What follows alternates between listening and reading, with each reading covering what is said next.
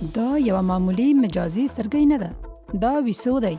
یو داسې سترګۍ چې د ټکنالوژي د سنسر په مرسته کولای شي ستاسو احساسات وپېژني.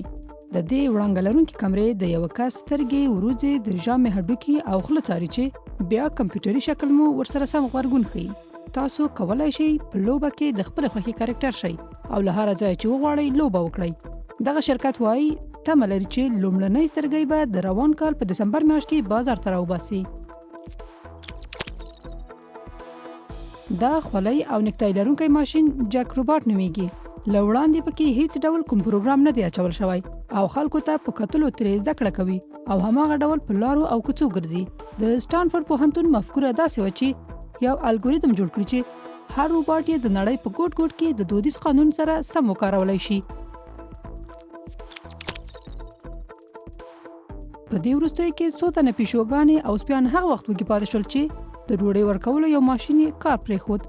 دا ځیرک ماشین چې پیټنیټ نومیږي څښتنانو ته یې ویل شوي چې خپله ژوي په خپل ماړه کړي.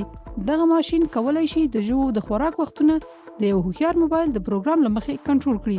د یوې څېړنې له مخې په راتلونکي کال کې به د بریتانیا 20 سلنه ژوي لرونکي دغه ماشین وپیري.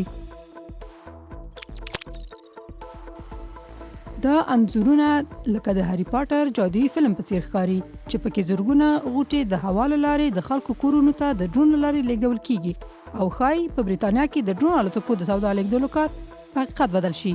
د برېښنایي سوداګرۍ یو لوی شرکت امازون غواړي د ډرون ټکنالوژي په کار واچوي چې دا چاره ترسره کړي، خو د امنیت په اړه یې ډېرې پوښتنې راپورته شوې دي. ډرون الوتکه یوازې 80 کیلومتره او د 120 مترو په لوړوالي الوت کولی شي.